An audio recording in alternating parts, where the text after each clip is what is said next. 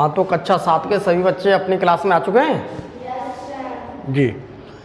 तो देखिए, हम बात कक्षा 7 वाले जो बच्चे हैं, बेसिक शिक्षा परिषद में जो बच्चे पढ़ते हैं, हम उन बच्चों की बात कर रहे हैं, क्योंकि वो अपने घर पर जाकर तो पढ़ते नहीं हैं, और जो बच्चे घर पर जाकर पढ़ते हैं वो कुछ न कुछ सीखते हैं। तो यहाँ पर देखिए, कक्षा 7 वाली जो हमारी क्लास है, हमारी क्लास जो कक्षा 7 की है, उस कक्षा 7 की किताब में जो हमारी किताब है विज्ञान भारती, उस विज्ञान भारती में हमारी इकाई 7 है। यानी कि मैं ये कह सकता हूँ कि मेरा अध्याय हमारा कितना है? 7। अध्याय 7 है, जिसका नाम है जंतुओं में पोषण। तो देखिए, हमारा जो अध्याय है कक्षा 7 का विज्ञान भारती का, तो उसका अध्याय का नाम है हमारा जंतुओं में पोषण। और इस वाला जो अध्याय है, इस अध्याय की मैं इससे पहले एक क्लास देखिए मैं कक्षा कर चुका हूँ, और आज हमारी दूसरी क्लास है। तो हम अपने अध्याय को पढ़ते हैं तो हम छोटे छोटे स्टेप्स बना के लेके आते हैं। छोटे छोटे स्टेप्स का ये फ़ायदा होता है, हमें छोटे स्टेप्स का केवल ये फ़ायदा है, अगर हम मेरा स्टेप जितना छोटा होगा वो मुझे उतना ही अच्छा क्या हो जाएगा, मेरी समझ में आ जाएगा। तो मेरा कंसेप्ट क्या है, एकदम से क्लियर हो जाएगा। क्योंकि यहाँ पर पीपीटी के माध्यम से किसी चीज़ को समझाना बहुत आसान होता है। इसी चीज़ को अगर मैं तुम्हें साधारण ब्लैक बोर्ड पर पढ़ाऊँगा तो मैं अच्छी तरह से नहीं समझा सकता। दूसरी बात, यहाँ पढ़ाई के लिए बहुत अच्छी ये सुविधा है डिजिटल बोर्ड की। तो इस डिजिटल बोर्ड से ये फ़ायदा होता है कि मैं तुम्हें ज़्यादा छोटे से टॉपिक को एक अच्छे से एग्जाम्पल के रूप में समझाता हूँ, तो वो चीज़ क्लियरली समझ में आ जाती है। और इस क्लियरली समझने से मतलब ये है कि हम जितना अच्छी तरह से समझ लेंगे, उसे घर जाकर उसे पढ़ेंगे तो हमारे दिमाग में क्या है, वो एक माइंड मैप बन जाता है। तो हमारी आज की जो क्लास है मेरे पास सेकंड, मेरा लेक्चर है सेकंड। तो मैं आज ये कहना चाहता हूँ कि जो मेरी सेकंड क्लास है, सेकंड लेक्चर है, इस लेक्चर के सबसे पहले मुझे ये देखना है कि टीचिंग पॉइंट्स मेरा आज का एजेंडा बिंदु क्या है। अगर मैं बात करता हूँ आज के टीचिंग पॉइंट्स की, जो कि मेरा आज की ही क्लास का टीचिंग पॉइंट्स है, इस टीचिंग पॉइंट्स में मुझे आज कौन कौन से पॉइंट्स रखने हैं। पहला पॉइंट्स तो मुझे आज अपनी इस क्लास में मुझे ये पढ़ाना है कि मानव जो होता है उसमें पाचन कैसे होता है, मतलब जो भी कुछ लोग हम खाते हैं उस चीज़ का डाइजेशन कैसे हो रहा है। ठीक, तो हमारा आज का ये कंसेप्ट ये है कि हम सारा का सारा जो कंसेप्ट है वो एक मानव के ऊपर लिया गया है। जो इंसान है, इंसान कैसे खाता है, इंसान की क्या क्या एक्टिविटीज़, जो एक्टिविटीज़ हमारी इस SCERT की बुक्स में दे रखी हैं। SCERT की बुक्स में जो भी कुछ दे रखा है, उस SCERT की बुक्स में ही मैंने सारा का सारा कंसेप्ट, सारा का सारा जो कंसेप्ट है, सारे के सारे जो पॉइंट्स हैं, मैं सारे के सारे पॉइंट्स SCERT की बुक से लिए। उसके यहाँ पर क्या है, सबसे पहले मुझे यहाँ पर ये देखना है कि मानव में पाचन किस प्रकार से हो रहा है। और मैं यहाँ पर देखता हूँ कि जो आहार नाल होती है, वो आहार नाल के मुझे भाग देखने हैं कि हमारी आहार नाल है जिसके अंदर हमारा भोजन जाता है, 24 घंटे हमारा भोजन रहता है, तो उस आहार नाल के कितने भाग हैं। उसके अलावा मुझे यहाँ पर ये देखने कि मेरा जो मानव है, मानव के अंदर जो दांत मिलते हैं तो वो दांत की क्या कंडीशन है, दांत का क्या काम है यहाँ पर भोजन के लिए। तीसरी बात, जो हमने भोजन लिया है, अब भोजन हमारी बॉडी के अंदर में जा रहा है, तो अब उस भोजन का डाइजेशन कैसे हो रहा है, वो पच कैसे रहा है, वो कैसे कैसे पच रहा है, फिर बाद में वह किस प्रकार से बाहर निकल जाता है। तो आज की हमारी ये क्लास है, सारी की सारी क्लास को मैंने SCERT बेस रखा है। मैंने इससे रिलेटेड NCERT की बुक्स पढ़ी, लेकिन मैंने ज़्यादा इसलिए इसमें मटेरियल NCERT का इसलिए नहीं ऐड किया क्योंकि थोड़ा ज़्यादा निकल जाता। तो ज़्यादातर मैं SCERT से ही रिलेटेड रखता हूँ, कहीं कुछ मिल जाता है तो एक दो पॉइंट को जोड़ देता हूँ, लेकिन यहाँ पर मैंने सारा कंसेप्ट अपनी किताब से लिया है क्योंकि यही किताब हमारे विद्यालय में चलती है बच्चों के लिए। तो इस प्रकार से हम यहाँ पर देखेंगे कि हमने जो सारा का सारा कंसेप्ट अपनी सरकारी किताब से लिया है और सारी चीज़ सरकारी किताब में मिलेंगी। कोई भी मैंने पॉइंट्स अलग NCERT की बुक से या किसी और अच्छे प्रतिष्ठित राइटर की किताब से मैंने नहीं लिया। हालांकि मैंने इससे संबंधित कई बुक्स पढ़ी, अच्छे अच्छे राइटरों की मैंने बुक्स पढ़ी, लेकिन मैंने ज़्यादा कुछ नहीं, केवल अपनी किताब से लिया मटेरियल। ठीक है, तो सभी बच्चे शांत हो जाएं। शांत होकर के जो मैं बोल रहा हूँ उसे बड़े ध्यान से सुने, बड़े ध्यान से सुनेंगे और घर जाके पढ़ोगे तो सब समझ में आएगा। बाकी घर जाके नहीं पढ़ोगे तो तुम्हारी समझ में कुछ नहीं आएगा।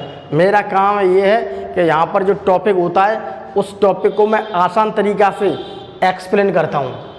तो सबसे पहले मेरा ये टॉपिक ये था मानव में पाचन। तो आज हम मानव के पाचन के बारे में थोड़ा पढ़ेंगे। पाचन का मतलब ये है कि हम कोई भी चीज़ खा रहे हैं, सभी लोग सुबह सुबह उठते हैं, नहाते धोते हैं, उसके बाद भोजन तो करते हैं। भोजन करने के बाद फिर हम क्या करते हैं, भोजन हमने किया, फिर भोजन करने के बाद कम से कम 12 घंटे के बाद हम शौच के लिए जाते हैं। तो हमें ये देखते हैं कि जो भी कुछ हमने भोजन खाया है 12 घंटे, 13 घंटे, 14 घंटे, 15 घंटे, 20 घंटे वो हमारे शरीर के अंदर ही रहता है। तो हमारे शरीर के अंदर जब वो भोजन रहता है तो उस भोजन से हमें क्या मिलता है, हमें ऊर्जा मिलती रहती है काम करने के लिए। तो सारी के सारी बहुत सारी चीज़ें जो ऊर्जा मिलते हैं वे भोजन से मिलनी है। अब हमें आखिर में ये देखना है कि जो भोजन हम खा रहे हैं उस भोजन को हम अच्छी तरह से ग्रहण कर रहे हैं, वो किस प्रकार से हमारी बॉडी में किस किस अंग से कैसे घूम रहा है। तो हम आज अपनी इस क्लास में ही इस सारी चीज़ को अच्छी तरह से डिस्कस करेंगे। तो ये वो इमेज है, ये वो चित्र है जो कि हमारी किताब SCERT की बुक्स में दे रखा है। ठीक है, ये इमेज मेरी SCERT की बुक्स में दे रखी है। ठीक, सभी बच्चे देख सकते हैं गौर से, ये चित्र हमारी किताब के अंदर बना हुआ है। अब देखिए, अब मैं एक एक लाइन को पढ़ने की कोशिश करता हूँ। ये देखो लिखा है, मनुष्यों में मुख द्वारा ग्रहण किया गया भोजन एक लंबी नलिका से गुजरता है। ठीक, तो इधर देखिए, अब मनुष्य का ये सबको मानव दिख रहा है एक आदमी। तो आदमी को अगर देखते हैं तो सबसे पहले देखिए आदमी का ये है मुख, ये देखो लिखा हुआ मुख, ये क्या है, मुंह है उसका।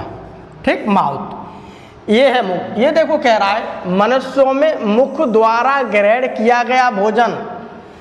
अब बात हम इंसान की करते हैं तो हम सभी इंसान हैं। तो हमारा काम क्या है, हम सबसे पहले कोई भी भोजन लेंगे तो उस भोजन को क्या करेंगे, अपने मुंह के अंदर डालेंगे। तो मुंह के अंदर ही, तो मुंह से ही तो होते हुए जाएगा नीचे शरीर में हमारे अंदर। तो यही देखो इसमें क्या गया कि मनुष्यों में मुख द्वारा यानी कि यहाँ से ग्रहण किया गया भोजन लंबी नलिका से गुजरता है। ये ग्रहण किया गया भोजन, ये है लंबी नलिका। ठीक, ये है देखो लंबी नलिका, ऐसे ऐसे ऐसे ऐसे, ये देखो घूमते घामते, ये ऐसे होते हुए, ऐसे होते हुए। ठीक, जब उसका क्या हो जाता बाद में, बायक्षेपण। बायक्षेपण का मतलब जो चीज़ बढ़िया बढ़िया थी भोजन की वो तो हमारे शरीर ने ले ली, और जो चीज़ हमारे काम की नहीं है वो हमारे शरीर से क्या हुई, बाहर निकल गई। तो बाहर निकल गई तो क्या है, एक तरह का हमारा वेस्ट प्रोडक्ट है। मतलब वो चीज़ हमारे लिए सही नहीं है, जहरीली होगी, बेकार होगी, हमारे शरीर के लिए अच्छी नहीं है, हमारे शरीर ने उसे क्या किया, बाहर निकाल दिया। तो यही देखो क्या गया है, तो जिसे हम क्या कहते हैं, आहार नाल। तो ये है मेरे पास एक लंबी नलिका। ठीक, बहुत लंबी नलिका है। इस लंबी नलिका को मैं क्या कहूँगा, आहार नाल। तो इसे हम क्या कहते हैं, लंबी नलिका को आहार नाल यानी कि एलिमेंट्री कैनाल। इतनी बात समझ में आई तुम्हारे। तो यहाँ पर क्या है, कोई भी मैं भोजन को ले रहा हूँ तो भोजन सबसे पहले मैं अपने मुख के द्वारा ले रहा हूँ। मुख से अब ये विभिन्न स्टेप्स में होता हुआ बाद में क्या हो रहा है, बाद में निकल जाता, बायक्षेपण हो जाता। ठीक है, तो अब मुझे यहाँ पर यह देखना है कि हमारी जो आहार नलिका है, जो बड़ी बड़ी जो ट्यूब सी नलिका दिख रही है, तो हमें यहाँ पर ये देखना है कि हमारी जो ट्यूब वाली नलिका है, इस नलिका को हम गौर से सभी अपने चित्र में देख सकते हैं। मेरा मतलब जो चित्र यहाँ पर बना हुआ है वही चित्र क्या है, जो मैंने यहाँ पर चित्र, वही तुम्हारी किताब के अंदर चित्र है। ये है मेरे पास मुख। मुख के बाद आपके ये देखिए, ये मुख है। ठीक, इस मुख से यहाँ पर देखता हूँ, ये एक खाली जगह बनी हुई है, यानी कि हमारा मुंह का हिस्सा है। इसे कहते हैं मुख गुहा, बक्कल कैविटी। उसके बाद देखिए ये एक नलिका दिख रही है, इसे कहते हैं हम ग्रास नली। उसके बाद देखिए एक बड़ा सा हिस्सा बना हुआ है जिसे हम कहते हैं आमाशय। ठीक, आमाशय के बाद अब ये पतली पतली जो छोटी छोटी दिख रही है, ये है मेरे पास छोटी आंत, ये मोटी मोटी दिख रही है, ये है मेरे पास बड़ी आंत, और ये छोटा सा जो हिस्सा यहाँ पर दिख रहा है इसे कहता हूँ मैं मलाशय, और यहाँ पर छोटा सा एक पोर दिख रहा है इसे मैं कहता हूँ एनस, गुदा। ठीक है, अब मैं यहाँ पर देख सकता हूँ, इन पॉइंटों को ध्यान से देखिए। तो ये क्या है, मेरी लंबी आहार नाल। तो मेरी आहार नाल क्या है, बहुत लंबी है, उसमें निम्न भाग मिल रहे हैं। पहला मुखगुहा, ये देखिए मुखगुहा में लगा है। ठीक, मुखगुहा में लगा। दूसरा ग्रासनली, तो ये है मेरे पास ग्रासनली, ये था मुखगुहा, ये है ग्रासनली। दो स्टेप्स को समझते जाना, स्टेप तो समझ लोगे, किताब को थोड़ी देखते जाओ, बाकी यहाँ समझते जाओ। यहाँ सब समझ लोगे तो अपने आप स्टेप बाय स्टेप है। अब तीसरा स्टेप आ गया आमाशय, ये है देखो बड़ा सा, ये आ गया तीसरा स्टेप आमाशय। ठीक, अब मैं चौथे स्टेप पे पहुंच गया, ये है छोटी आंत। चौथा स्टेप मेरे दे रखा है देखो छोटी आंत, ये लिखा है छोटी आंत, पहुंच गया। ठीक है, पांचवा स्टेप इसमें दे रखा है बड़ी आंत, पांचवा देखिए दे रखा है मेरे पास बड़ी आंत।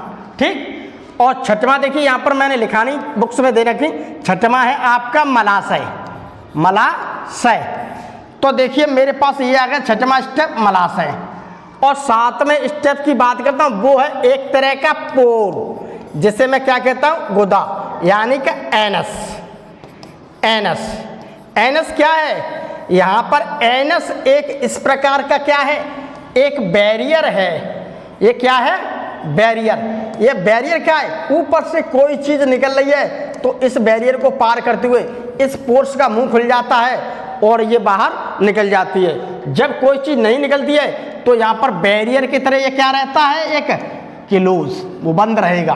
ठीक, ये इतनी पोर्शन मेरी चीज पे आ गई। अब मुझे यहाँ से आगे बढ़ना है। इतना स्टेप तुम्हारी समझ में आया? ठीक, स्टेप्स को ध्यान रखना। पहला क्या है, मुखगुहा, पहला स्टेप को बता मुखगुहा। अभी मैं तुम्हें इसी स्टेप से पढ़ाऊंगा, इसलिए अपने ध्यान को यहाँ पर लगाइए। ठीक है, दूसरा स्टेप क्या है मेरे पास, ये लंबी नलिका, ग्रासनली। ठीक, तीसरा स्टेप क्या है मेरे पास, आमाशय। चौथा स्टेप क्या है, छोटी आंत। पांचवा स्टेप क्या है, बड़ी आंत। छठवां स्टेप क्या है, और सातवां स्टेप क्या है मेरे पास, उसे आप छोड़ दीजिए। अब यहाँ पर समझिए, अब मेरा क्या है, मेरे पास जो भोजन यहाँ से चल रहा है तो वो इन्हीं स्टेप से होकर गुजर के जाएगा। इसका मतलब कह रहे क्या है, सबसे पहले मेरा खाना कहाँ रहेगा, मुखगुहा में। ठीक, खाने का स्टेप से मुखगुहा के अंदर खाना रहेगा। मुख का क्या काम है अभी मैं बताऊंगा। उसके बाद खाना यहाँ से पूरा खाने का काम खत्म हो जाएगा, चबा लूंगा। उसके बाद मेरा खाना कहाँ पर आ जाएगा, अब वहाँ से लेकर के खाना यहाँ पर आएगा इस नली में। ठीक, दूसरे स्टेप में ग्रासनली में मेरा खाना पहुँचेगा। ठीक, तीसरे स्टेप में यहाँ से होते हुए खाना इस जगह पर आ जाएगा, मेरे पेट में आ जाएगा खाना, यानी कि आमाशय में। तो खाना तीसरी स्टेप में तीसरी जगह कहाँ पहुँचा, आमाशय में पहुँचा। आमाशय के बाद घूमते घूमते घूमते घूमते आमाशय मेरा जो है यहाँ से जुड़ा है किसमें, छोटी आंत में। तो यहाँ से अगला देखिए, यहाँ आमाशय खत्म हो जाती है, यहाँ से छोटी आंत स्टार्ट हो जाती है। तो खाना फिर कहाँ पहुँचा मेरा, छोटी आंत में। अब छोटी आंत में खाना काफी देर तक रहेगा। ठीक, अब छोटी आंत से, अब मेरी छोटी आंत से जुड़ी है किसमें, बड़ी आंत में। अब खाना कहाँ पहुँचा मेरा, बड़ी आंत में। बड़ी आंत अपना खाना पूरा करेगी, कंप्लीट करते करते करते करते वो यहाँ पर आ जाएगा खाना। तो बड़ी आंत से क्या जुड़ा हुआ है, मलाशय। अब खाना आपका जो होनी, जो सारा काम खत्म हो गया खाने का, अब वो यहाँ इकट्ठा हो गया। ठीक, जब उसका पूरा वक्त हो जाएगा तो उसे बाद में क्या कर दिया जाएगा, वैक्षेपण। उसे बाद में क्या, कम्स आउट, वो हमारी बॉडी से क्या, बाहर निकल आएगा।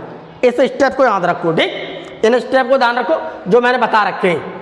अब मैं देखो इससे आगे चलता हूं, अभी सब बिल्कुल पूरा कंसेप्ट क्लियर हो जाएगा। ठीक है, अकॉर्डिंग टू SCERT।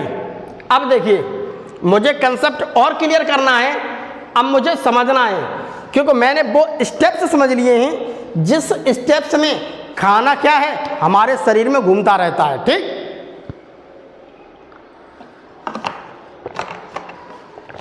आइए, बहुत बढ़िया तरीका थे। तो खाना हमारे मुंह में जा रहा है, तो हमारे मुंह के अंदर क्या है? दांत।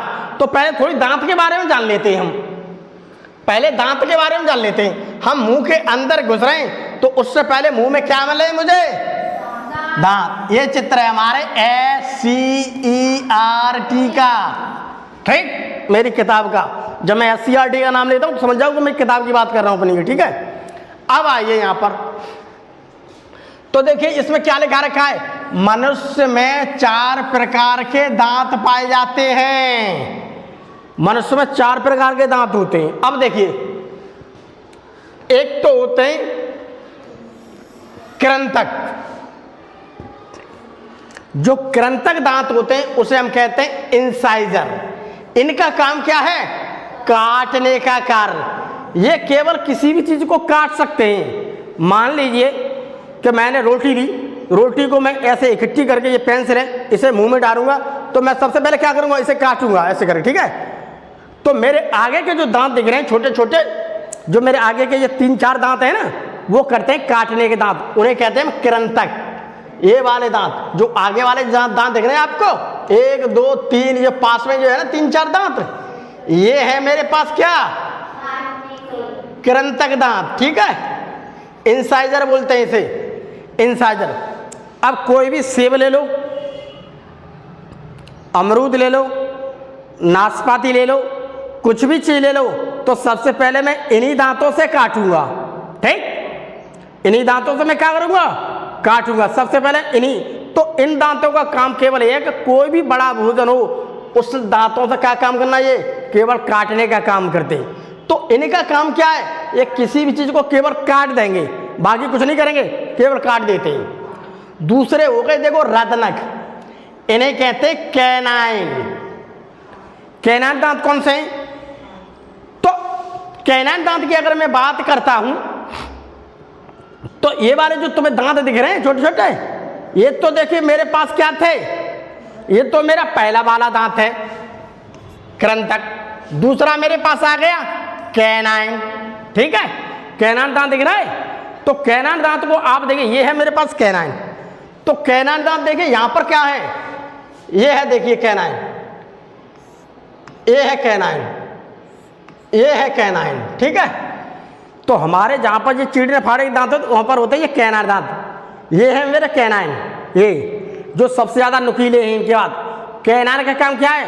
फाड़ने का, किसी भी चीज को फाड़ सकते हैं अच्छी तरीका से, तो ये फाड़ने का काम करेंगे। अर्थात जिस जंतु के अंदर कैनाइन दांत बड़े होते हैं तो समझ लो वो मांसाहारी है। कुत्ता देखा तुमने? कुत्ते के तुमने जो दांत देखे बड़े बड़े थे कुत्ते के, वो है कैनाइन दांत। बिल्ली है, बिल्ली के अंदर कैनाइन दांत बनेंगे क्योंकि ये मांस खाते हैं, ठीक। भैंस को देखोगे, भैंस के अंदर कैनाइन दांत नहीं मिलेंगे क्योंकि भैंस तो मांस खाती नहीं है। तो जो मांस खाता है उसके अंदर ये दांत अच्छी तरह से विकसित होंगे, कैनाइन दांत, ठीक है। इंसान की बात है, इंसान के कैनाइन दांत खूब हैं, तो इसका मतलब ये कि इंसान पहले कभी किसी समय पर बहुत ज़्यादा मांस खाता होगा कच्चा, धीमे धीमे धीमे कर क्या हुआ, अब उसके दांत छोटे होते गए, कम होते गए, क्योंकि अब शाकाहारी बन गया ज़्यादातर इंसान। तो इंसान के दांत ये अगर पाए जा रहे हैं तो इसका मतलब है कि इंसान जो है पहले कभी बहुत ज़्यादा मांस खाता होगा, ठीक।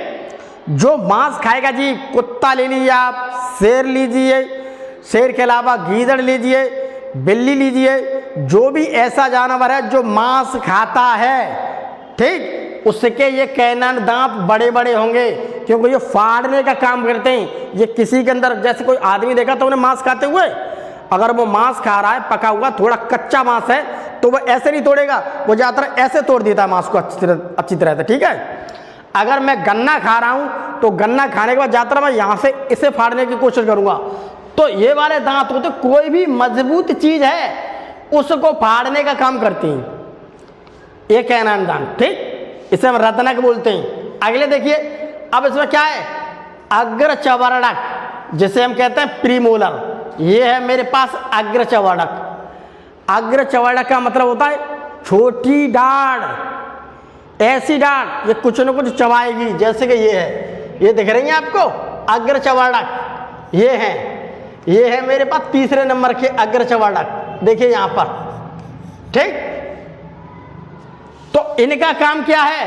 पीसने और चबाने का। ये छोटे छोटे टुकड़ों में थोड़ा थोड़ा पीसेंगी, पूरा नहीं, हल्का हल्का पीसेंगी। उसके बाद अंदर मिलेंगे आपको चबाड़क। चबाड़क का काम क्या है?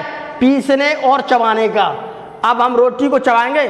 पहले तो रोटी क्या है, मैंने इससे काट ली, ठीक। अगर कोई करनी चीज़ है तो मैं इससे फाड़ लूँगा, इससे और भी ज़्यादा फाड़ सकता हूँ। इससे मैं क्या करूँगा, धीमे धीमे रोटी को क्या काटना स्टार्ट कर दूंगा। ये वो डाढ़ है सबसे बड़ी वाली जो सबसे पीछे मिलती है, ये सारी चीज़ों को अच्छी तरह से पीस देगी। जब मेरा खाना बिल्कुल पीस करके बारीक हो जाएगा खाना, अब ये क्या कर देगी, बिल्कुल बारीक पीस करके क्या कर देगी, ये बारीक। ये वाली डाढ़ है जो बिल्कुल बारीक कर देगी खाने को। जब खाना मेरा बिल्कुल बारीक हो गया, अब मैं उसे नीचे निकलूंगा।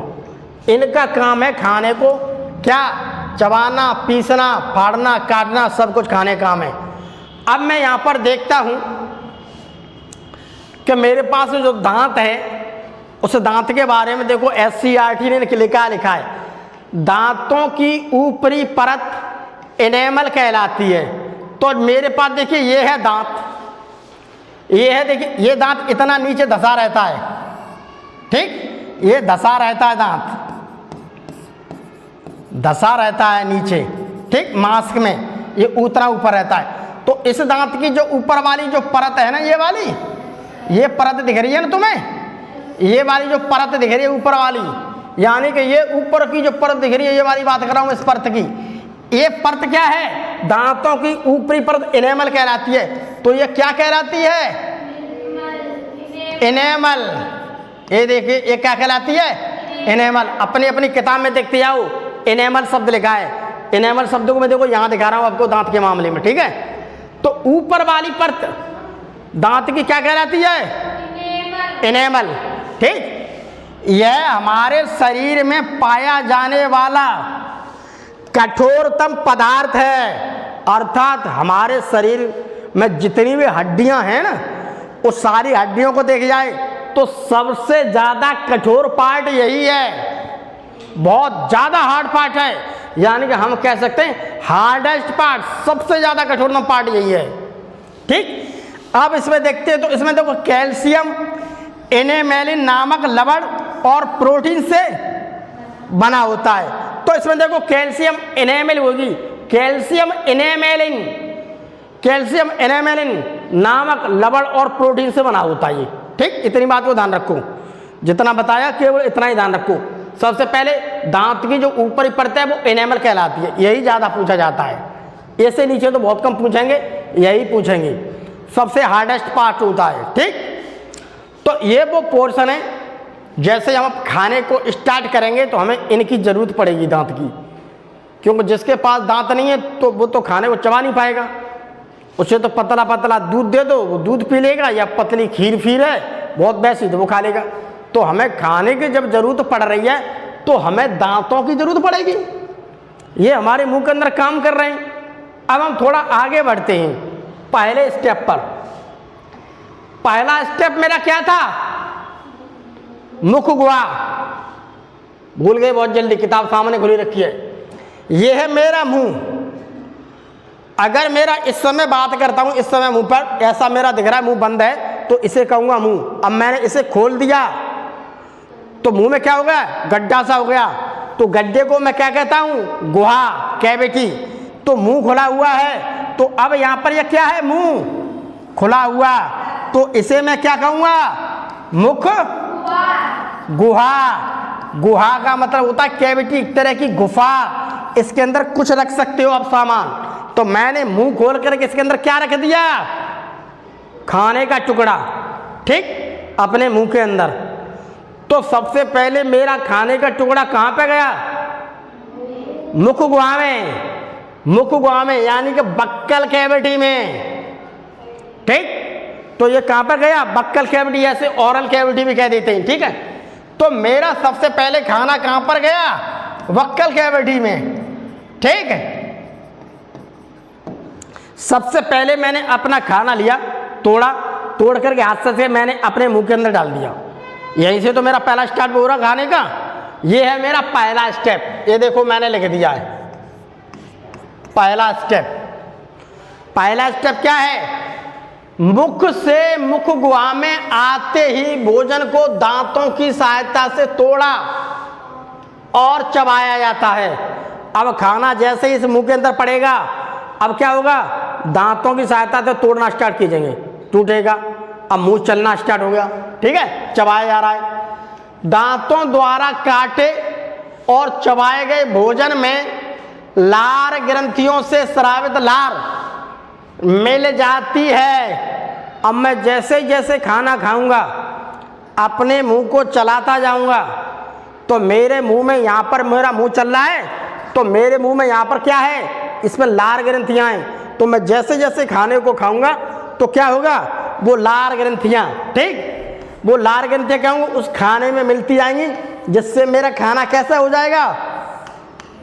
चिकना होता जाएगा, ठीक। तो मेरा खाना कैसा होता जाएगा?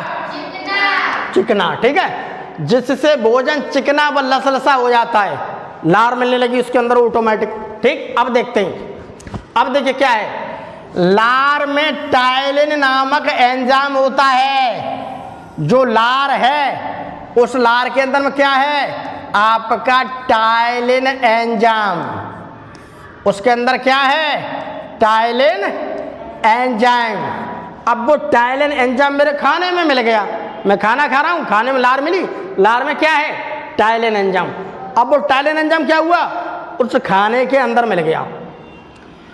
यह एंजाइम रोटी के कार्बोहाइड्रेट के जटिल कणों को मीठे माल्टोज में बदल देता है। उस एंजाइम ने क्या किया? उस एंजाइम ने मालूम क्या किया? मेरे पास जो खाने में क्या थी? कार्बोहाइड्रेट। खाने में क्या थी? कार्बोहाइड्रेट। तो मेरे खाने में जो कार्बोहाइड्रेट थी, जैसे यहाँ पर टाइलिन एंजाइम आया, जैसे यहाँ पर क्या आया? Ptyalin enzyme. तो इसने क्या काम किया? टाइलिन एंजाइम ने, वो जैसे ही इसके साथ मिला तो उसने क्या कर दिया? जो कार्बोहाइड्रेट्स के जटिल कण थे, जटिल कण का मतलब पता है? बड़े बड़े कण। जटिल कण का मतलब होता है बड़े बड़े, यानी कि कार्बनिक कण। तो ये क्या कह सकते हैं हम? बड़े बड़े कण, बड़े बड़े कण अर्थात कॉम्प्लेक्स कण। जो बड़े बड़े कण थे, अब मैं खाने को खा रहा हूं तो खाना छोटे छोटे भागों में टूट रहा है, तो बड़े बड़े कण से क्या हुआ? वो छोटे छोटे कणों में तोड़ना स्टार्ट कर देगा। जब छोटे छोटे कणों में तोड़ना स्टार्ट कर रहे हैं तो उसमें एंजाइम, टाइलिन एंजाइम कर रही है, तो जिससे क्या हो रहा है? खाना क्या हो रहा है? खाना मीठे मीठे कण में बदल जाता है, अर्थात वो माल्टोज में बदल जाता है। छोटे से कण में किस में बदलता है? माल्टोज। बड़े कण से क्या हो गया? कार्बोहाइड्रेट से माल्टोज, छोटा कण मिल गया मुझे, ठीक। ये क्या है? मीठा लगने लगा खाना मुझे। कैसा लगने लगा? मीठा क्यों लग रहा है? बड़ा था, बड़े से छोटा माल्टोज में आ गया, ऊपर से उसमें टाइलिन एंजाइम मिल गया, जिसकी वजह से क्या हो रहा? मुझे खाना मीठा लगने लगा। तो क्या है? ज्यादा चबाने पर रोटी मीठी लगने लगती है। क्यों? क्योंकि खाना जो मैंने खाया था मुंह के अंदर में, तो खाना बड़ा था, उसमें कार्बोहाइड्रेट थी। कार्बोहाइड्रेट जैसे अंदर क्या हुआ? लार मिली, लार से क्या हुआ? कार्बोहाइड्रेट टूट गई। कार्बोहाइड्रेट का मतलब बड़े बड़े कण, उसने माल्टोज कण में बदल दिया। माल्टोज क्या है? बहुत छोटे कण होते हैं, वो मीठे। मीठे क्यों लग रहे हैं? क्योंकि उसमें जो क्या है? टाइलिन एंजाइम मिल चुका है, मेरी लार से निकला हुआ। तो जिसकी वजह से क्या होता है? मुझे वो रोटी ज़्यादा चबाऊंगा तो मुझे बाद में वो मीठी लगने लगेगी, ठीक। तो इस प्रकार से ये मेरे पहले स्टेप में मैंने काम किया। मैंने सबसे पहले खाने को तोड़ा, तोड़ने के बाद खाना मुंह में गया, चबाने लगा, चबाते चबाते क्या हुआ? अब खाना पूरा चब के तैयार हो गया। तो अब क्या करूँगा? अब मैं उसे निगल दूंगा। तो खाना कहाँ पहुँचा मेरा? एक दूसरे स्टेप में। दूसरा स्टेप क्या है? दूसरा स्टेप है ग्रास नली। अब जो खाना खाया वो देखिए ये आ गया, ये दिख रहा है मेरे पास। फूड पार्टिकल्स, खाने के कण हैं ये आ गया, वहां से ये आ गया, अब ये अंदर यहाँ पर स्टोमक में आएगा, तो पहले खाना यहाँ पर आ रहा है। देखिए, लार के साथ चिकना होकर भोजन आहार नाल के ग्रसनी में, ये थी मेरे पास यहाँ पर ग्रसनी, फेरिंग्स बोलते हैं, और फिर ग्रास नली में पहुँचता है और आ गया खाना कहाँ, ग्रास नली में। ठीक, यहाँ पर भोजन का पाचन नहीं होता है, यहाँ पर भोजन का कुछ नहीं हो रहा, केवल वहाँ से आ रहा है इस रास्ते से होकर के। अब मेरा भोजन यहाँ तक आ जाएगा। ठीक, तो दूसरे स्टेप में क्या हुआ, भोजन मेरा ग्रास नली में पहुँचा। तो यहाँ पर क्या हुआ, केवल ग्रास नली में पहुँचा, यहाँ पर खाने में कोई परिवर्तन नहीं हुआ, केवल नली है, वो नली खिसका करके कहाँ, यहाँ पर लेके आ रही है खाने को। ठीक, अब मैं पहुँच जाऊँगा स्टेप नंबर 3 में। अब मेरे पास आ गया स्टेप नंबर 3। स्टेप नंबर 3 क्या है, आमाशय। स्टेप नंबर 3 क्या है, आमाशय। ठीक, यानी कि हमारा पेट। तो ये है मेरे पास स्टेप नंबर 3। अब देखिए, ग्रास नली से भोजन आमाशय में आता है, तो ये थी मेरे पास ग्रास नली, यहाँ से भोजन कहाँ पर आया, आमाशय के अंदर। अब आ गया भोजन। अब ये समझ लो कि भोजन मेरा आमाशय में के अंदर आ गया, ये रखा है भोजन। ठीक, आ गया। यहाँ पर भोजन काफी देर तक रहता है। अब भोजन इस पेट के अंदर काफी देर तक रहेगा। ठीक, आमाशय की दीवारों से जठर रस का स्रावण होता है। ये है आमाशय और ये है, देखो इसकी दीवार, ये दिख रही है आपको, दीवार दिख रही है, दीवार। ठीक, ये है इसकी दीवार। तो यहाँ से क्या होगा, इसकी दीवारों से कह रहा है जठर रस, इसकी दीवारों से जठर रस का स्रावण होगा, अर्थात यहाँ पर जठर रस ऑटोमेटिक बनने लगेगा इस खाने के लिए। जैसे ही खाना आया जठर रस बनने लगा, सीक्रेशन होने लगा। ठीक, अपने आप, जिसमें पाचक एंजाइम हाइड्रोक्लोरिक अम्ल एवं श्लेष्म पाया जाता है। अब यहाँ से जो जठर रस से एंजाइम निकले उसमें क्या है, उसमें है मेरा HCl। ठीक है, HCl है। HCl क्या कर देता है, अगर खाने के अंदर, HCl क्या है, हाइड्रोक्लोरिक अम्ल, ये एक एसिड है। एसिड है, कभी कभी हम ज़्यादा खाना खा लेते हैं तो देखता है कि हमें खट्टी खट्टी डकार आने लगती हैं।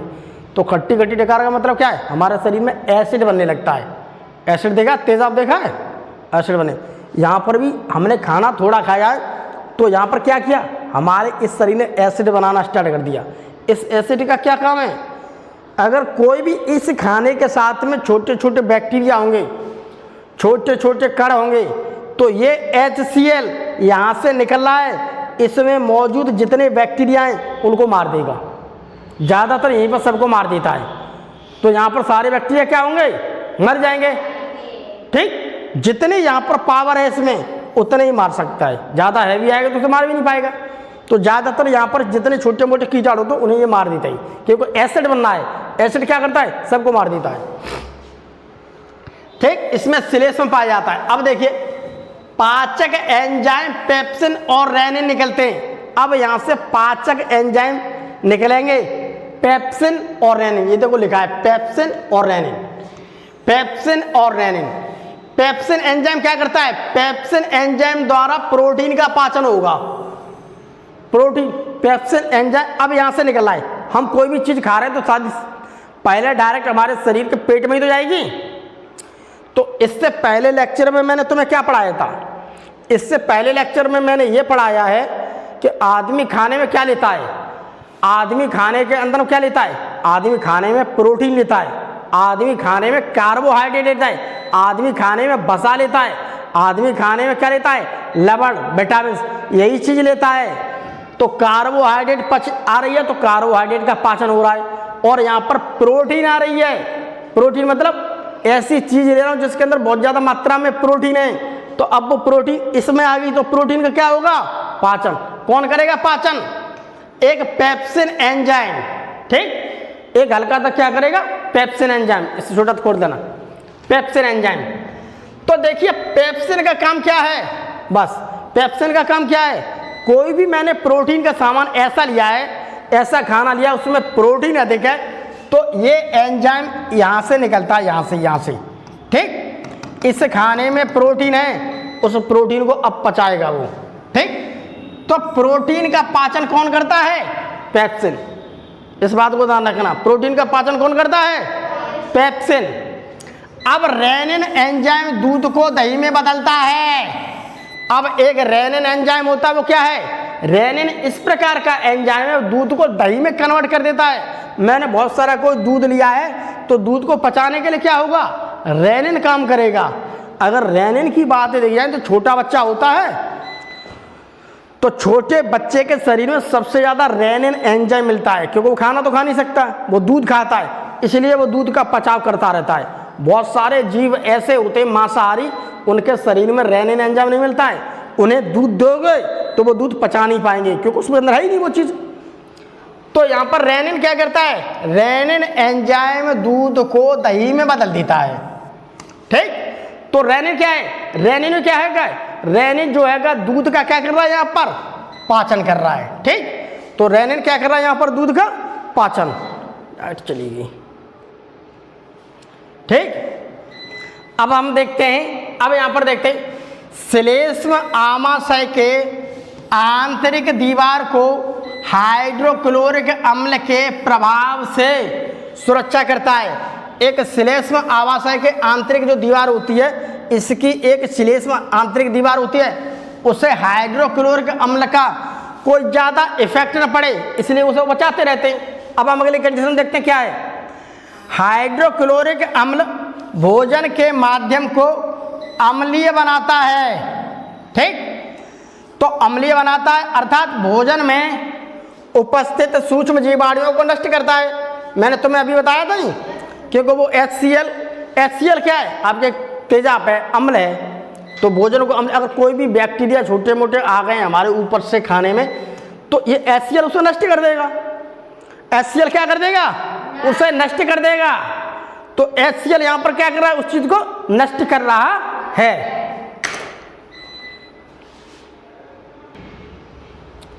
तो इस प्रकार से क्या होता है, तथा भोजन को सड़ने से बचाता है।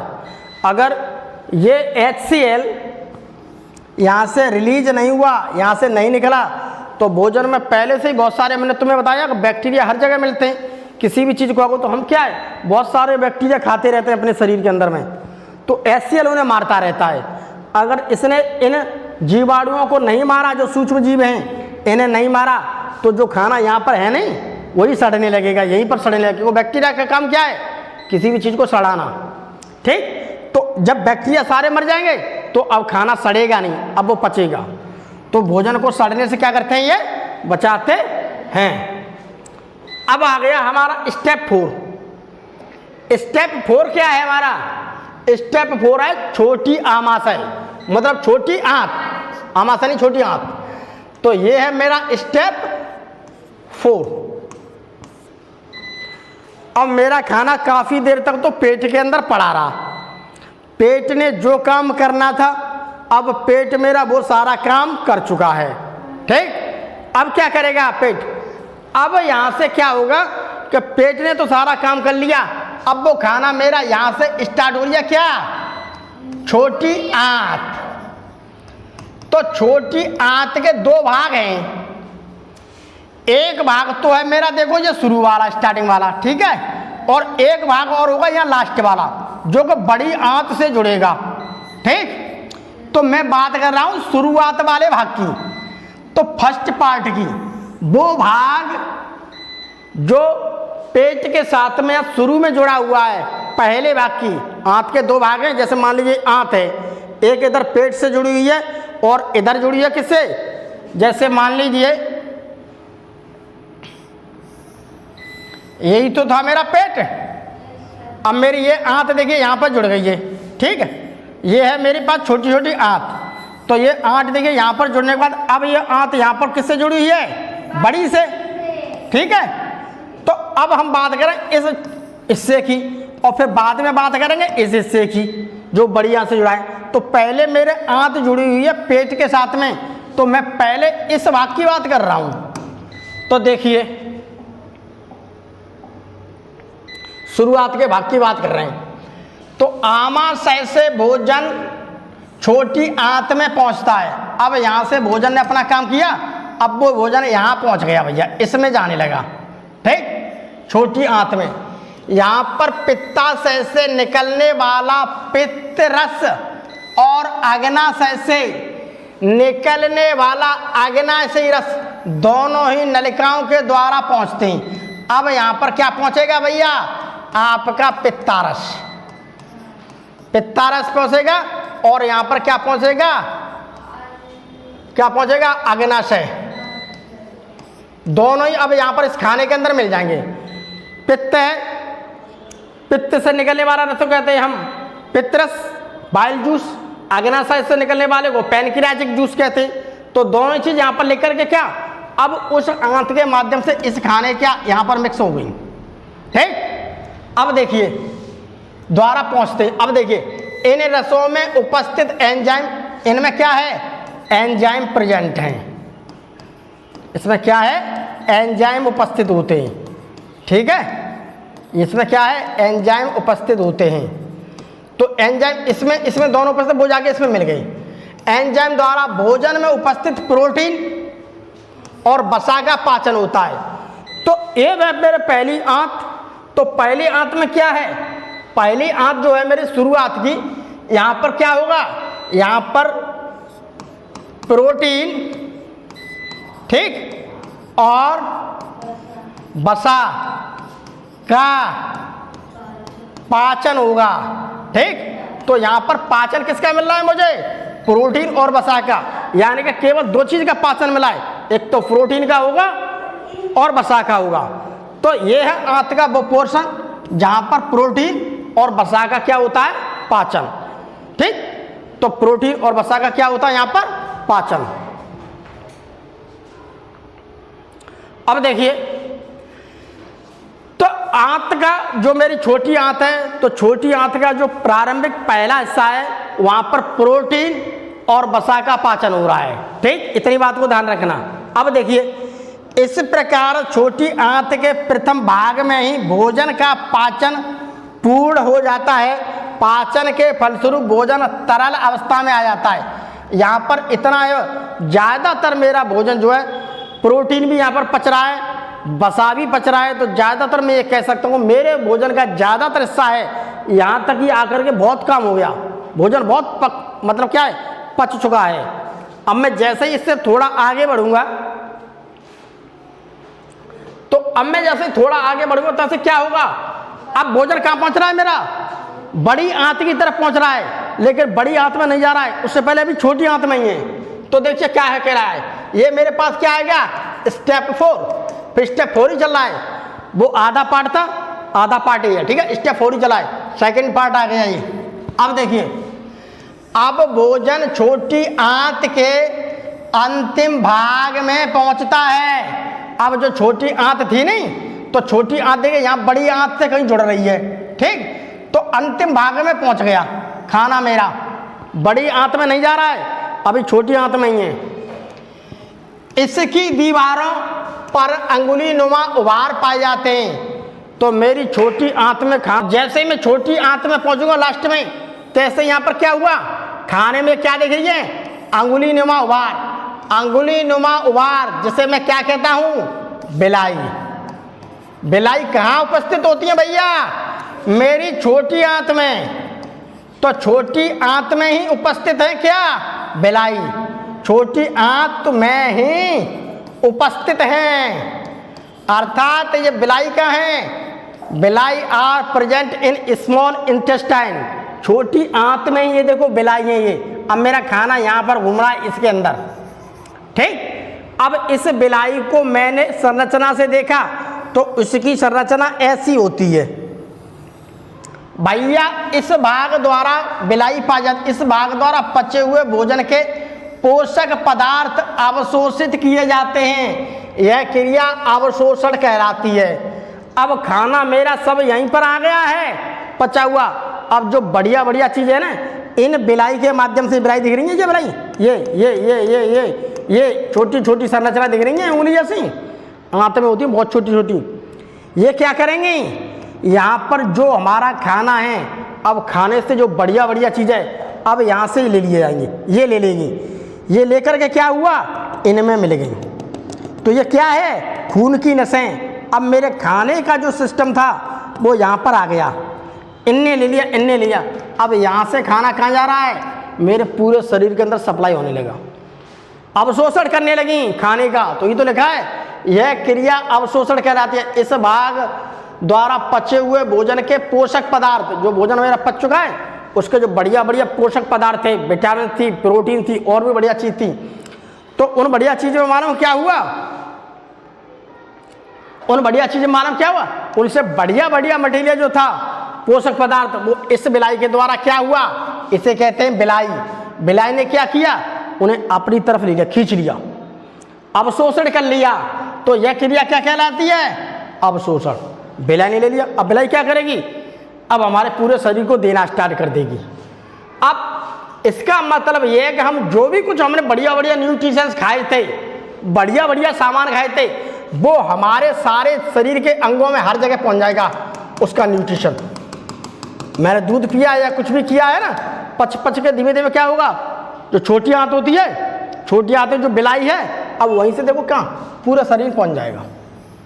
ठीक, देखिए, अवशोषण के बाद पचे हुए भोजन का उपयोग कोशिकाओं द्वारा शरीर की वृद्धि एवं अन्य जैविक क्रियाओं के संचालन हेतु किया जाता है। यह प्रक्रिया स्वांगीकरण कहलाती है, एसिमिलेशन। अब क्या हुआ, जो बढ़िया बढ़िया न्यूट्रिएंट्स खा रहे, पच रहे हैं, पचने के बाद क्या छोटी आंत में जा रहे हैं, छोटी आंत में क्या हो रहा है, उसके अच्छे अच्छे पार्ट, अच्छे अच्छे जो उसके होते नहीं हैं क्या, पार्टिकल्स, प्रोटीन्स, विटामिन, बहुत सारी चीज़ें, उसने क्या कर लिया, बिलाई ने उन्हें अवशोषित कर लिया। अवशोषित करके क्या हुआ, अपने में इकट्ठा कर लिया, अब अपने पास से सप्लाई करने लगी हर जगह के लिए। तो सब जगह पे क्या, मेरे पूरे शरीर पे अब क्या पहुंच रही है, मालूम है, मेरे शरीर पे क्या पहुंच रहा है, पूरे शरीर पे पोषक तत्व। अब पोषक तत्व, ठीक, पूरे शरीर में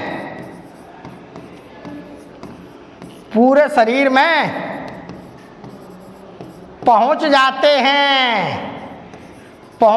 हैं। जब पूरे शरीर में पहुंच जाओगे तो भैया मुझे क्या ऊर्जा मिलती है, तो मुझे क्या मिलती है, ऊर्जा, अर्थात मुझे ताकत मिलती है, और मैं क्या वृद्धि करने लगता हूं, और भी मेरे शरीर में होने वाली क्रियाएं सब कुछ होने लगती हैं।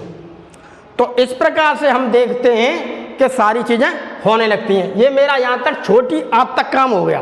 ठीक, अब मैं छोटी आंत से थोड़ा आगे बढ़ूंगा तो अब मेरा खाना कहाँ पहुंच गया, बड़ी आंत में। ये है बड़ी आंत, ये है मेरे पास अगला स्टेप को ध्यान रखो। अब मेरा खाना कहाँ पहुंचा है, बड़ी आंत में। अब देखो क्या लिखा है, अब भोजन का अनुपयोगी भाग, अनुपयोग मतलब पता है, अब वो भोजन में कुछ नहीं बचा है, ऐसी चीज, सारा जो सामान था वो मेरी छोटी आंत ने ही निकाल लिया। छोटी आंत क्या है, बहुत लंबी होती है, बहुत बड़ी होती है, सारी जो बढ़िया बढ़िया चीज थी वो मेरी छोटी आंत ने ही निकाल ली।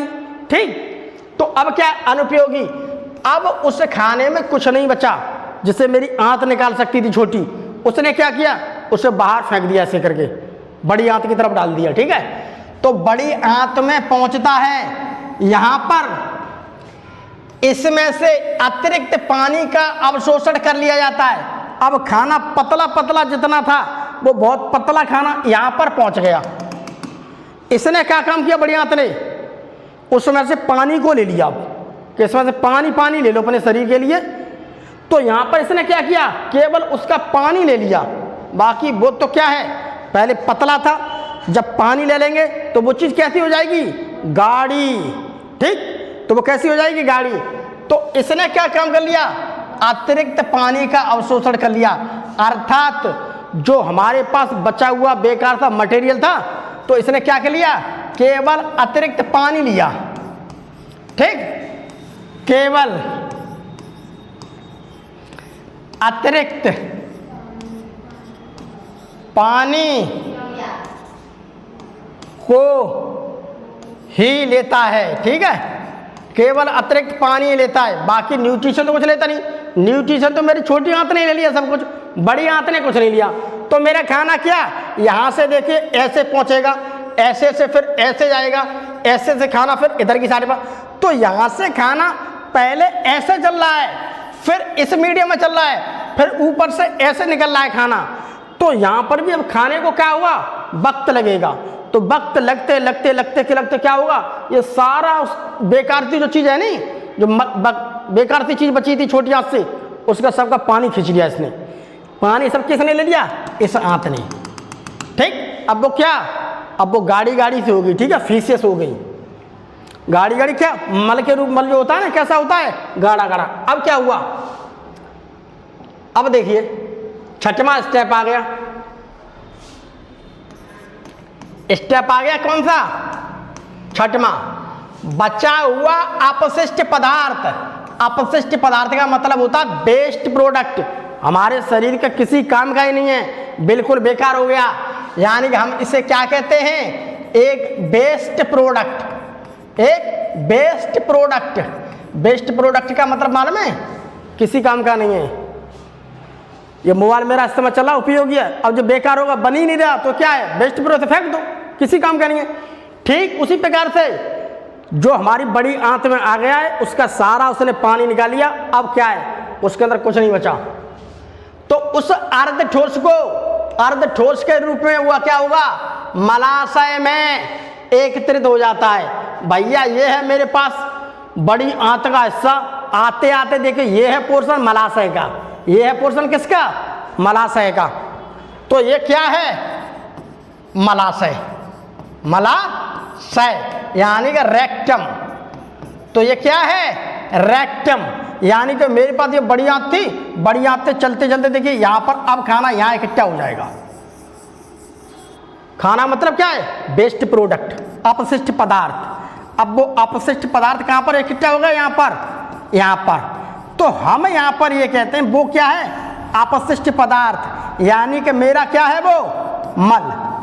क्या है वो, मल, यानी कि फीसिस, यानी फीसिस। वो क्या है मेरा, एक मल है। तो यही देखिए हम कह सकते हो क्या है मेरा, मल। तो यहाँ इकट्ठा हो गया रेक्टम में। देखिए जो समय समय पर एनस द्वारा मल के रूप में बाहर निकाला जाता है, और बाहर निकलने की ये प्रक्रिया कहलाती है बहिक्षेपण। अब यहाँ पर क्या होगा, जो मल है वो क्या हो जाएगा, यहाँ पर कम्स आउट, कम्स आउट, हमारी बॉडी से बाहर निकल आएगा एक मल के रूप में। ठीक, जब मल के रूप में कोई चीज़ बाहर निकल रही है, तो यह क्रिया क्या कहलाती है, यह क्रिया क्या कहलाती है, यह क्रिया कहलाती है बहिक्षेपण। बहिक्षेपण, बहिक्षेपण का मतलब क्या है, कोई वेस्ट प्रोडक्ट हमारे शरीर से मल के रूप में बाहर निकल रहा है। सारा काम जो था, जो मैंने खाना खाया है, वो मेरा खाना क्या हुआ 24 घंटे में। ठीक, यानी 12 घंटे से अधिक उसे समय लगा, और वो खाने के इतने स्टेप्स में घूम घूम करके आया है। अब उस खाने में कुछ नहीं बचा, तो उसे क्या हुआ, मेरी बॉडी ने क्या कर दिया, उसे रिलीज कर दिया, बाहर फेंक दिया। तो ये क्या हुआ, एक मल के रूप में क्या है, कम्स आउट आवर बॉडी, और हमारे शरीर से बाहर निकल आता है मल के रूप में। अब वो मल किसी काम का तो नहीं, इंसान का, बेकार है कि नहीं। तो वो अब मल किसी काम का नहीं है, बेकार है इंसान के लिए। अब इस मल को वो खा सकता है जिसे इसमें से न्यूट्रिशन मिल जाएंगे। जैसे पिग देगा, पिग शुगर, वो इसे खा सकता है, क्योंकि इसके अंदर उसके लिए बॉडी ऐसी है, उसकी बॉडी इतनी बढ़िया तरीका से मेंटेन है कि वो इसमें से भी बहुत सारी चीज़ खा सकता है। इस चीज़ को खाते खाते क्या होगा, वो जिंदा रह जाएगा। तो ये हमारे शरीर का किसी काम का नहीं है। तो जो चीज़ शरीर से बाहर निकल जाती है उसे हम क्या कहते हैं, बहिक्षेपण। ठीक, तो उसे हम क्या कहते हैं, बहिक्षेपण। अब हम देखते हैं, थोड़ा आगे बढ़ते हैं, बस मेरी स्लाइड खत्म होने वाली है, 2 स्लाइड बची हैं। अब देखिए, सबसे पहले मैंने क्या किया, अंतर्ग्रहण। अंतर्ग्रहण का मतलब पता है, मैंने खाना लिया मुंह के अंदर डाला, मेरा पहला स्टेप था अंतर्ग्रहण। ठीक, तो मेरे पास पहला ऑप्शन क्या था, इनगेशन, अंतर्ग्रहण। उसके बाद खाने का पाचन हुआ। पाचन होने के बाद अब क्या हुआ, पाचन से बढ़िया बढ़िया जो चीज थी वो अवशोषण के रूप में ले ली। उसके बाद फिर क्या हुआ, स्वांगीकरण। स्वांगीकरण के बाद क्या हुआ, अवक्षेपण हुआ। वो बहिक्षेपण हुआ। तो बहिक्षेपण में क्या है, यहाँ पर मल निकलेगा। ये है वो स्टेप जो तुम्हारी किताब के अंदर लिखे हुए हैं, देख लेना किताब के अंदर तुम्हारे नीचे लिखे हुए हैं। पहले लिखा हुआ अंतर्ग्रहण, फिर पाचन, फिर अवशोषण, फिर स्वांगीकरण, फिर बहिक्षेपण। ठीक, नीचे लिखा है कि नहीं। तो ये है वो स्टेप्स। अब हम थोड़ा आगे बढ़ लेते हैं, हल्का सा।